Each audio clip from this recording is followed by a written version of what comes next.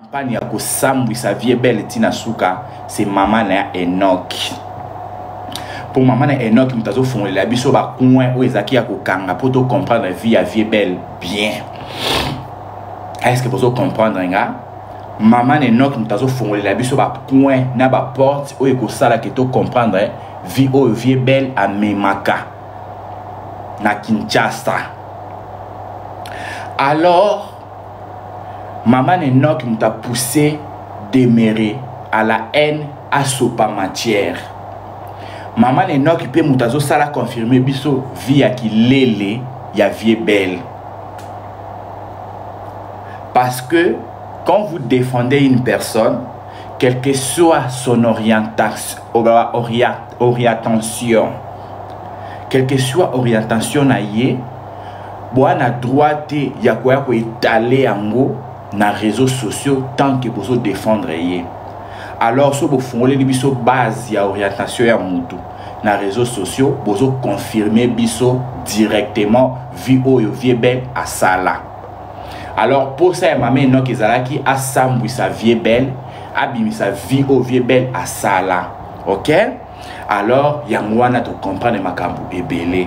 Tant ngana ya koloba mamba vie belle ya mulele ma bobo ya kati lelo ezobima na munoko ya ba communicatrice na ye bazo confirmer biso vie ya vie belle.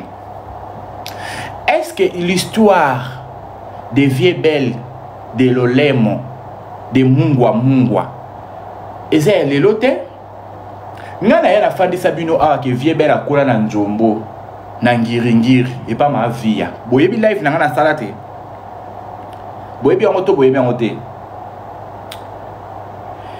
Yo maman Enoch okoya koya latisa ma vie à charge te ozangi matière ou quoi tu oses nous latisa ma vie à charge ka baby sa vie belle.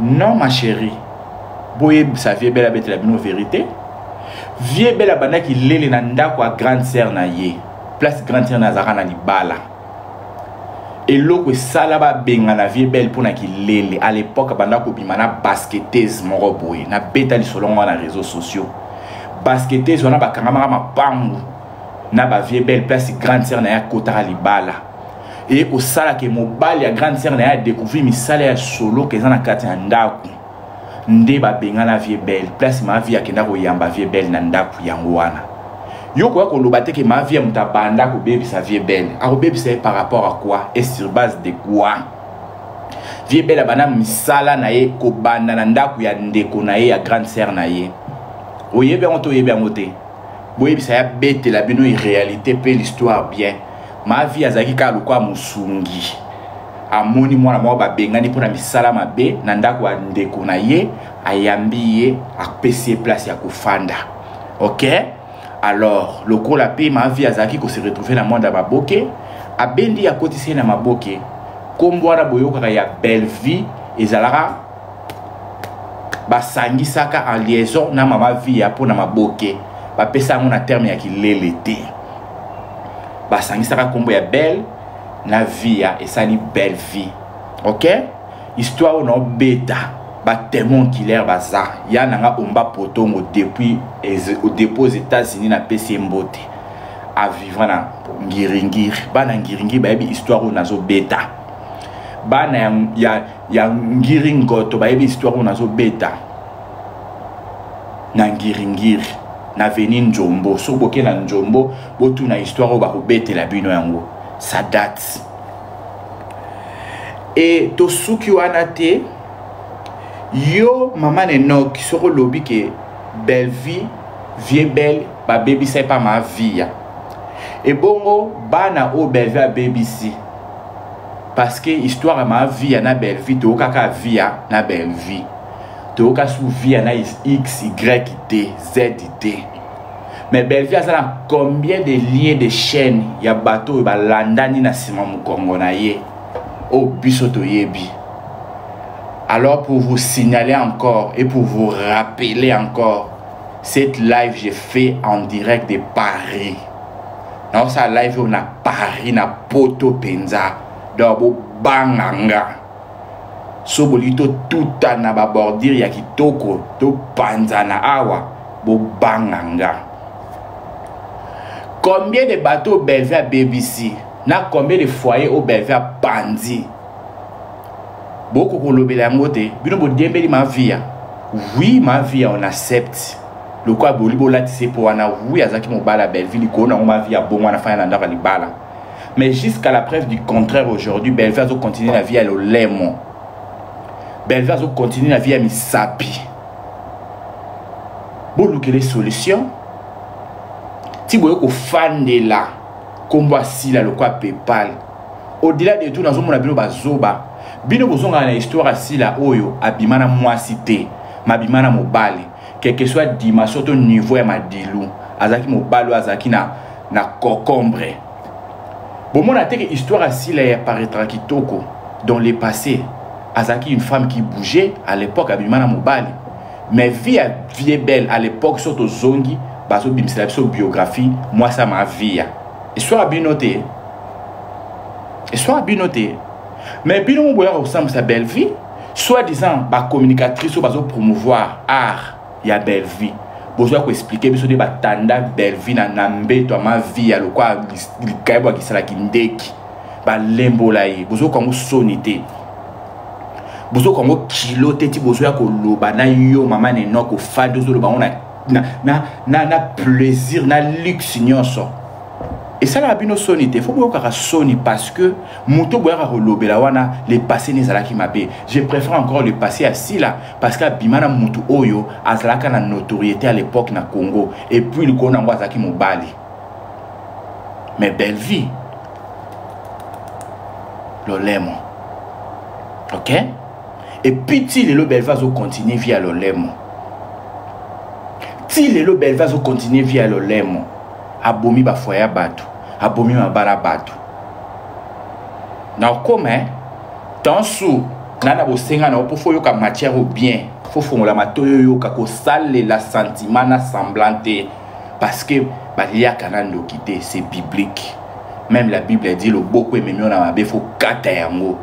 Ko sala sentiment ngana belela ki afana ya kishasa ke nana matière ya sundiata. Vie belle qui mimba que Lucas Sundiata basa vidéo mais Sundiata yebi au fond de lui makambo yo sala na vie na ko beta on a live ya lelo.